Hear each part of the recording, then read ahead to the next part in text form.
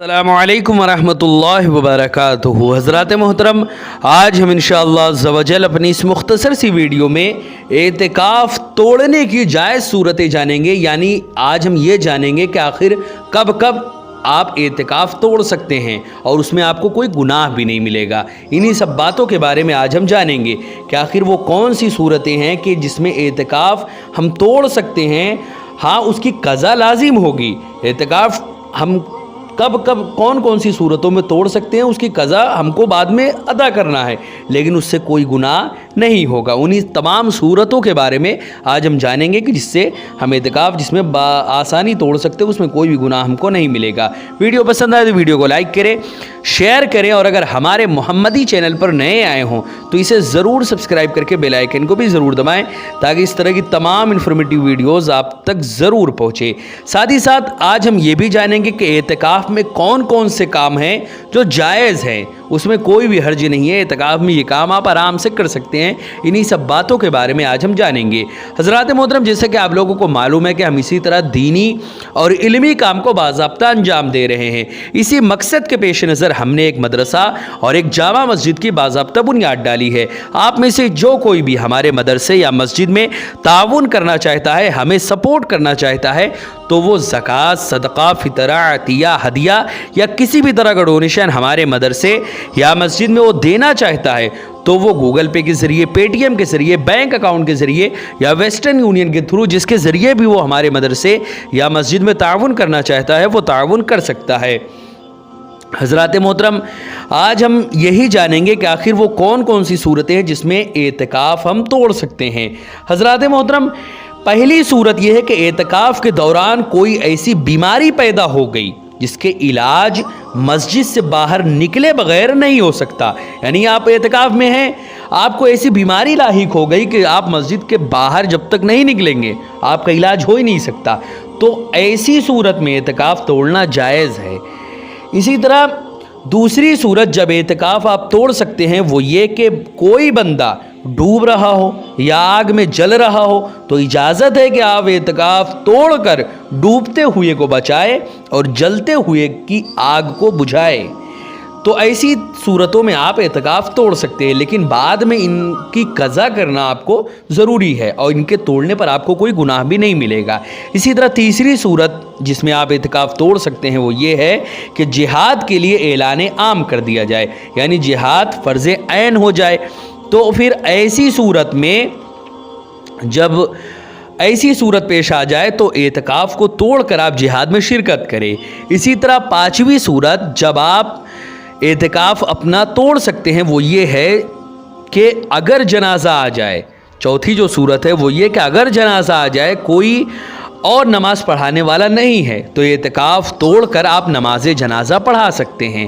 اسی طرح پانچویں صورت جس میں آپ اعتکاف اپنا توڑ سکتے ہیں اور یہ جائز بھی ہے وہ یہ ہے کہ کوئی شخص زبردستی نکال کر باہر لے جائے، مثلا حکومت کی طرف سے گرفتاری کا وارنٹ آ جائے تو بھی اعتکاف توڑنا جائز ہے۔ اسی طرح چھٹویں صورت یہ ہے جب آپ اعتکاف توڑ سکتے ہیں وہ یہ ہے آپ اگر کسی معاملے میں گواہ ہوں اور آپ کی گواہی فیصلے کی بنیاد پر ہو، یعنی آپ اگر کسی معاملے میں گواہ ہوں اور آپ کی گواہی فیصلے کی بنیاد ہو تو آپ کے لیے یہ جائز ہے کہ اعتکاف توڑ کر گواہی دینے تشریف لے جائیں اور حقدار کے حق کو ضائع ہونے سے آپ بچائیں۔ حضرات محترم، اب آپ کے سامنے میں ایک ایسی حکایت پیش کر رہا ہوں جو یقیناً آپ کے علم اور عمل میں اضافہ کرے گی۔ حضرات محترم، محدثین کرام رحمۃ اللہ علیہم نے مکی مدنی سرکار حضور رسول اکرم صلی اللہ علیہ وسلم کے ظاہری انتقال پر ملال کے تھوڑے ہی عرصے کے بعد ایک نہایت ہی رقت انگیز حکایت نقل کی۔ چنانچہ منقول ہے کہ حضرت سیدنا عبداللہ ابن عباس رضی اللہ تعالیٰ عنہما مسجد نبوی شریف کی پر انوار اور رحمت سے معمور فضاؤں میں آپ معتکف تھے۔ ایک نہایت ہی غمگین اور افسردہ شخص آپ کی خدمت میں حاضر ہوا۔ آپ نے نہایت ہی ہمدردی کے ساتھ وجہ غم دریافت کی، یعنی اس سے غم کی وجہ پوچھی کہ بھائی تم کو کیا ہوا؟ اس نے عرض کیا، یا رسول اللہ، اے رسول اللہ کہ چچا جان کے لخت جگر فلاں کا میرے ذمے کچھ حق ہے۔ پھر سرکار دو عالم صلی اللہ علیہ وسلم کے مزار پر انوار کی طرف इशारा करते हुए कहने लगा, इस रोज़े अनवर के अंदर तशरीफ़ फरमा आका की हुर्मत यानी इज़्ज़त की कसम, मैं उसके हक़ को अदा करने की इस्तिताअत और ताकत नहीं रखता। हज़रत सैयदना इब्न अब्बास रज़ी अल्लाह ताला अन्हुमा ने फरमाया, क्या मैं तुम्हारी सिफारिश कर दूं? उसने अर्ज़ किया, जिस तरह आप बेहतर समझें। चुनांच इब्न अब्बास रज़ी अल्लाह ताला अन्हु ने ये सुनकर फ़ौरन मस्जिद नबवी शरीफ तशरीफ़ लाए। यानी हज़रत इब्न अब्बास ने जब ये कहा कि क्या मैं तुम्हारी सिफारिश कर दूं, तो उसने कहा कि अगर आप ऐसा बेहतर समझ रहे हैं तो आप सिफारिश कर दें। चुनांच हज़रत इब्न अब्बास ये सुनकर फ़ौरन मस्जिद नबवी शरीफ से बाहर निकल आए। ये देख कर वो शख्स मुताज्जिब होकर अर्ज़ पैरा हुआ, अली जा, क्या आप एतिकाफ़ भूल गए? जवाबन आपने इरशाद फरमाया कि ना, एतिकाफ़ नहीं भूला। फिर ताजदार मदीना सल्लल्लाहु अलैहि वसल्लम की तुरबत अतहर की तरफ इशारा करते हुए अश्कबार हो गए, क्योंकि हुजूर रसूल अकरम सल्लल्लाहु अलैहि वसल्लम को जुदा हुए ज़्यादा अरसा नहीं हुआ था। सरकार मदीना सल्लल्लाहु अलैहि वसल्लम की याद ने बेकरार कर दिया, आँखों से टप टप आंसू गिरने लगे। हज़रत मोहतरम हुजूर रसूल अकरम सल्लल्लाहु अलैहि वसल्लम के मज़ार पुरअनवार की तरफ इशारा करते हुए रोते हुए फरमाने लगे, कुछ ज़्यादा अरसा नहीं गुजरा कि मैंने इस मज़ार शरीफ में आराम फरमाने वाले महबूब हुजूर सल्लल्लाहु अलैहि वसल्लम से ख़ुद अपने कानों से सुना कि आप फरमा रहे थे, जो अपने किसी इस्लामी भाई की किसी हाजत के लिए सही यानी कोशिश और भाग दौड़ करे, ये उसके लिए 10 साल के एतिकाफ़ से भी अफजल है। और जो रज़ाए इलाही के लिए एक दिन का भी एतिकाफ़ करता है, अल्लाह रब्बुल इज़्ज़त उसके और जहन्नम के दरमियान 3 निहायत ही ज़बरदस्त खंदके यानी गड्ढे हायल कर देता है, जिनका फ़ासला ज़मीन व आसमान के दरमियान से भी ज़्यादा है। हज़रात मोहतरम, सुबहान अल्लाह, जब एक दिन की एतिकाफ़ की इतनी फजीलत है तो फिर 10 साल के एतिकाफ़ की फजीलत का कौन अंदाज़ा कर सकता है। इसे हिकायत से अपने इस्लामी भाइयों की हाजत रवाई और मुश्किल कुशाई की फजीलत भी मालूम हो गई। वाकई अगर इस गए गुज़रे दौर में हम एक दूसरे की गमख्वारी और गमगुसारी में लग जाएं तो आनन फानन दुनिया का नक्शा ही बदल कर रह जाए। लेकिन आज अफसोस है इस बारे में, आजकल तो बदकिस्मती से भाई भाई के साथ टकराव कर रहा है। आज मुसलमान की इज्जत व आबरू और उसके जानो माल मुसलमान के ही हाथों पामाल होते नज़र आ रहे। अल्लाह अज़्ज़ व जल हमें नफ़रतें मिटाने और मोहब्बतें बढ़ाने की तौफीक अता फ़रमाए, आमीन या रब्बल आलमीन। हज़रात मोहतरम, अब आपके सामने वो तमाम काम मैं आपके सामने पेश करूंगा कि एतिकाफ़ में जो काम करना जायज़ है उसमें कोई भी हर्ज नहीं है। यानी वो कौन कौन से काम है जो एतिकाफ़ की हालत में आप कर सकते हैं, वो काम आपके सामने मैं पेश कर रहा हूँ, वो बातें पेश कर रहा हूँ। हज़रात मोहतरम, सबसे पहला खाना पीना सोना, मगर मस्जिद की दरी पर सोने के बजाय एहतियात इसी में है कि अपनी चादर या चटाई पर सोए।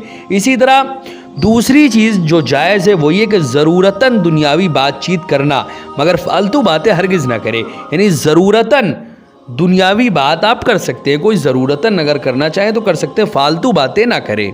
इसी तरह तीसरी जो चीज़ें एतिकाफ़ में जायज़ है वो ये कि मस्जिद में कपड़े तब्दील करना, इत्र लगाना, सर या दाढ़ी में तेल लगाना, ये तमाम काम भी एतिकाफ़ में जायज़ हैं।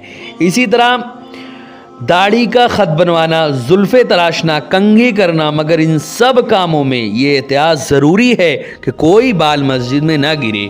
तेल या खाने वगैरह से मस्जिद की सफ़े और दीवारें वगैरह आलूदा ना हो।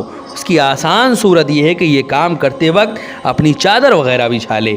इसी तरह पांचवी चीज़ें जो एतिकाफ़ में आपको करना जायज़ है वो ये कि मस्जिद में किसी मरीज़ का मुआयना करना और उसको दवा बताना, बल्कि नुस्खा लिख कर देना, ये तमाम काम भी एतिकाफ़ की हालत में जायज़ है।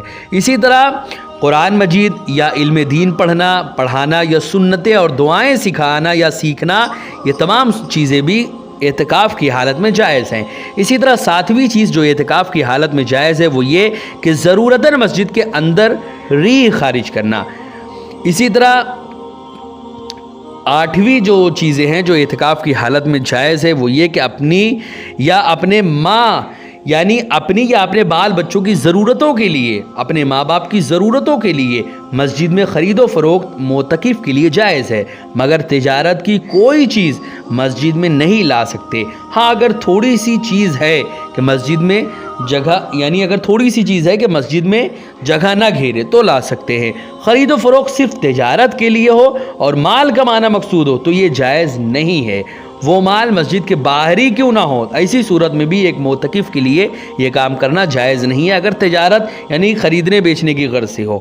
اسی طرح نویں چیزیں جو اعتکاف کی حالت میں جائز ہیں وہ یہ کہ کپڑے، برتن وغیرہ مسجد کے اندر دھونا جائز ہے، بشرطے کہ مسجد کی دری یا فرش پر اس کا کوئی چھینٹا نہ گرنے پائے۔ اس کی ایک صورت یہ ہے کہ کسی بڑے برتن وغیرہ میں دھوئے۔ ان باتوں کے علاوہ اور تمام وہ کام جو اعتکاف کے لیے مفسد اور ممنوع نہیں، فی نفسی بھی جائز ہے، اور ان کے کرنے سے مسجد کی بھی کسی طرح سے بے حرمتی نہیں ہوتی۔ سب کے سب کام معتکف کے لیے جائز ہے، بیجا باتوں سے بچے کہ حضور رسول اکرم صلی اللہ علیہ وسلم نے ارشاد فرمایا، آخری زمانے میں کچھ لوگ ایسے ہوں گے کہ مسجد میں دنیا کی باتیں کریں گے، اللہ رب العزت کو ان لوگوں کی کوئی کام نہیں، ان لوگوں کی کوئی حاجت نہیں۔ حضرات محترم، اب معتکف کو چند کام کرنے کی اجازت احادیث مبارکہ کی روشنی میں آپ سماعت کریں کہ حضور صلی اللہ علیہ وسلم نے چند کاموں کی اجازت ایک معتکف کو کیسے دی۔ ام المومنین حضرت عائشہ صدیقہ رضی اللہ تعالی عنہ فرماتی ہیں کہ حضور رسول اکرم صلی اللہ علیہ وسلم اعتکاف میں ہوتے ہوئے، جب آپ اعتکاف میں ہوتے تو مسجد ہی میں سے اپنا سر مبارک میرے حجرے کی طرف نکال دیتے اور میں آپ صلی اللہ علیہ وسلم کہ سر اقدس میں کنگھی کر دیتی تھی، اور آپ صلی اللہ علیہ وسلم گھر میں قضائے حاجت کے سوا کسی اور کام کے لیے تشریف نہ لاتے تھے۔ اعتکاف کی حالت میں حضور رسول اکرم صلی اللہ علیہ وسلم بذات خود حضور صلی اللہ علیہ وسلم مسجد ہی میں آپ تشریف فرما ہوتے اور حضرت عائشہ صدیقہ رضی اللہ تعالی عنہ سے کنگھی کروا لیتے تھے، اور ابو داؤد کی روایت میں ہے کہ اس طرح سر اقدس بھی دھلوا لیتے تھے۔ ایک اور روایت میں ہے کہ سر اقدس دھلواتے وقت آپ صلی اللہ علیہ وسلم کے اور حضرت عائشہ کے درمیان صرف دروازے کی چوکھٹ حائل ہوتی تھی، مطلب یہ کہ معتکف کو اندر رہتے ہوئے مسجد سے جسم کا کوئی حصہ یعنی ہاتھ، سر وغیرہ نکالنا چاہے تو یہ اجازت ہے اس کی۔ ام المومنین حضرت سیدتنا عائشہ صدیقہ فرماتی ہیں کہ شہنشاہ مدینہ حضور رسول اکرم صلی اللہ علیہ وسلم اعتکاف کی حالت میں کسی مریض کے پاس سے آپ اگر گزرتے تو بغیر ٹھہرے اور راستے سے ہٹے بغیر گزرتے ہوئے چلتے اس کا حال پوچھتے، یعنی آپ صلی اللہ علیہ وسلم اعتکاف کی حالت میں کسی بھی مریض کے پاس سے اگر گزرتے تو بغیر ٹھہرے اور راستے سے ہٹے بغیر گزرتے ہوئے چلتے اس کا حال پوچھ لیتے تھے، یعنی آپ رکتے نہیں تھے، بس چلتے اس کا حال پوچھتے ہوئے آگے بڑھتے چلے جاتے تھے۔ ایسا نہیں کہ وہ رک کے اس کا حال چال پوچھنے لگتے یا اس کے بارے میں کوئی چیز بتانے لگتے، ایسا نہیں۔ حضرات محترم، اس حدیث مبارکہ سے یہ بات معلوم ہوتی ہے کہ جب حضور رسول اکرم صلی اللہ علیہ وسلم قضائے حاجت کے لیے مسجد سے باہر تشریف لاتے اور آپ صلی اللہ علیہ وسلم کا گزر کسی بیمار کے پاس سے ہوتا تو آپ صلی اللہ علیہ وسلم نہ تو اس کی عیادت کے لیے اپنے راستے سے ہٹتے اور نہ مریض کے پاس آپ ٹھہرتے تھے، بلکہ چلتے اس کی مزاج پرسی فرما لیتے تھے۔ حضرات محترم، کوئی معتکف اسلامی بھائی اب کسی شرعی عذر سے مسجد سے باہر نکلے تو اسے ضرورت سے زائد ایک لمحہ بھی باہر نہیں ٹھہرنا چاہیے۔ ہاں، راستے میں چلتے کسی سے کوئی بات کہہ لے یا چلتے بیمار پرسی کر لے تو یہ جائز ہے، لیکن اس غرض سے راستے میں رک گئے یا راستہ تبدیل کر لیا تو ایسی تمام صورتوں میں آپ کا اعتکاف ٹوٹ جائے گا۔ حضرات محترم، اسی طرح کی کئی ساری صورتیں ہیں، کئی سارے کام ہیں جو آپ اعتکاف کی صورت میں آپ کو یعنی اعتکاف کی صورت میں آپ وہ تمام کام کر سکتے ہیں۔ حضرات محترم، اس ویڈیو میں ہم نے یہ جانا کہ اعتکاف کب توڑنا جائز ہے اور ذرہ برابر آپ کو کوئی گناہ بھی نہیں ملے گا۔ اس میں ہم نے کئی ساری باتیں جانی کہ آخر کب آپ اعتکاف توڑ سکتے ہیں، اس میں کوئی بھی اس میں حرج نہیں ہے۔ 6 باتیں اس کے متعلق ہم نے جانی، اس کے بعد ہی ہم نے اعتکاف میں وہ تمام کام کے بارے میں بھی جانے جو اعتکاف کی حالت میں وہ کام کرنا جائز ہیں۔ اس سے پہلے والی ویڈیو میں ہم نے یہ جانا تھا کہ اعتکاف کی صورت میں کون سے کام آپ نہیں کر سکتے، اگر وہ کریں گے تو اعتکاف آپ کا ٹوٹ جائے گا۔ اس ویڈیو میں ہم نے یہ جانا کہ اعتکاف میں کون کون سے کام ہیں جو آپ کر سکتے ہیں اور اس میں کوئی بھی حرج نہیں ہے۔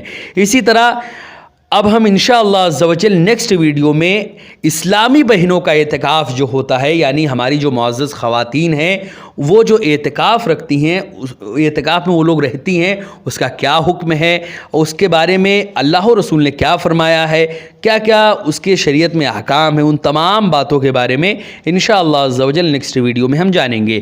ویڈیو پسند آئے تو ویڈیو کو لائک کریں، شیئر کریں، اور اگر ہمارے محمدی چینل پر نئے آئے ہوں تو اسے ضرور سبسکرائب کر کے بیل آئیکن کو بھی ضرور دبائیں تاکہ اس طرح کی تمام انفارمیٹیو ویڈیوز آپ تک ضرور پہنچے۔ السلام علیکم ورحمۃ اللہ وبرکاتہ۔